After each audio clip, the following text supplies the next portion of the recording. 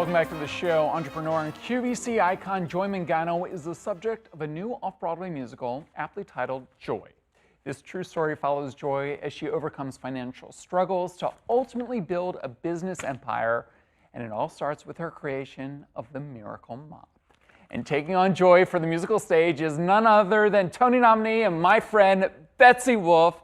Betsy, welcome back to On Hi, Stage. friend. Hi, friend. It's so good to be back in this chair. It's so good to see you again. And also, I was just telling you off camera, I just saw you do this, and I don't know how you do what you do 8 times a week on a stage, physically, vocally. I mean, is this one of the hardest roles you've ever taken on?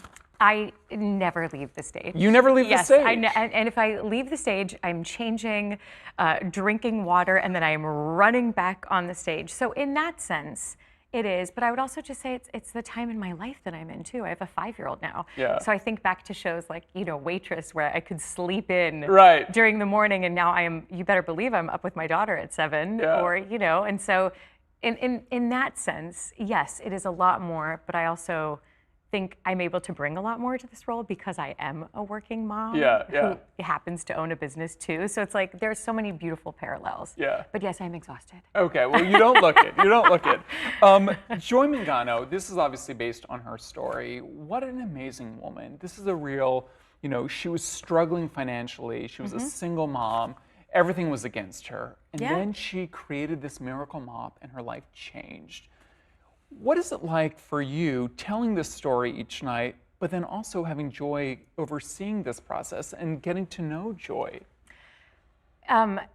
Such a good question. And I think what's crazy, my perception and my perspective has vastly changed throughout this process, because I think I ultimately, at the beginning, thought of it as she has all these things going on, right? She has her ex-husband living in the basement, a mom and dad who are split up, the mom sleeping on the couch. She pays for this house. She didn't go to Harvard because her mom asked her to stay at home.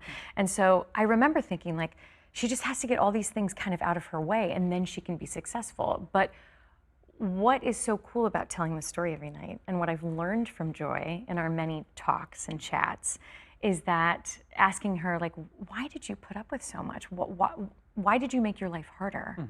She would always say, well, there's good in everyone. And if you use that, and that's the catalyst for change, then you're everyone's succeeding with you.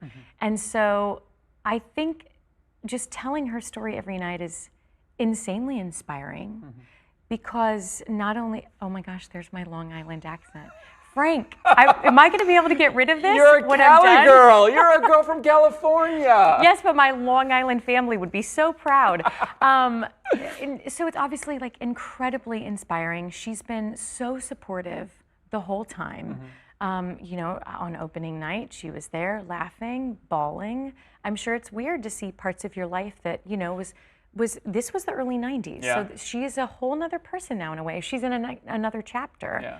But exploring this chapter of her life and what she did and when she did it is really extraordinary. Yeah. Of course, at the center of all this is her creation of the Miracle It's a Mop. mop. We have a musical about a mop. Which there you are. Who knew? If you would have told me 10 years ago that you're going to be starring in a show that's about a mop, I said, "What is this story about?" And yet, it's really works. sweet. It works. works. And I don't want to give anything away, but the end of the first act, there are these fun moments. Yes. When she's having her moment to shine. Yes. Just talk about what that's like, to have this moment with a mop. So we obviously have theatricalized this, a little bit, in that I'm sure her first time on QVC did not go like our time on QVC. But I think it is joyous to watch this woman who stormed the offices of QVC and said, I'm going to sell this mop. I'm going to be the one that does this, and had no prior experience. And then what does that look like to come in and make this huge moment of change? So we have a lot of fun. We give out mops in the show, which is, I will never forget the first show. Everyone was kind of like, what is this? Betsy's in the audience. What's happening? People were excited. now everyone's hands are out. Everyone wants Yeah. those mops. I have people at the stage door being like, how can I get one?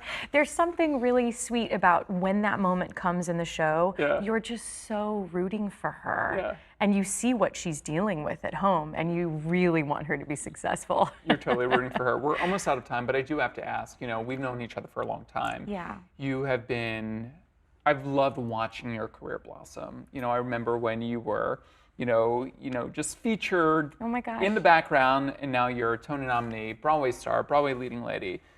This business is not easy, and very similar to Joy's business. It's an industry mostly full of no's before you even get to the yeses. Yeah. How did you find the strength to keep going on, similar to Joy, to push through and finally knock on that door to get that yes? I think when I started to really see, I guess, success in terms of like auditioning and then getting a role, if you want to define success that way, it was when I really started to listen to myself and decide to just bring what I knew I could bring. And I say this to students too, but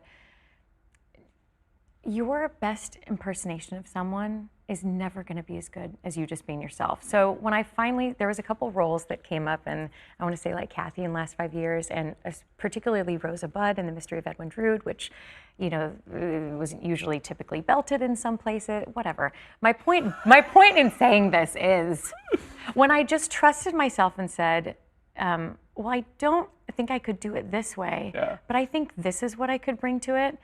I started to realize the power in not only is that more interesting for me as an artist, and I realized, well, I want to be doing that in a room. I don't want to be always trying to fit into a box. Right. And so I think that I just trusting myself to just say, I am me. Yeah. I bring whatever it is that I bring to something. That's right.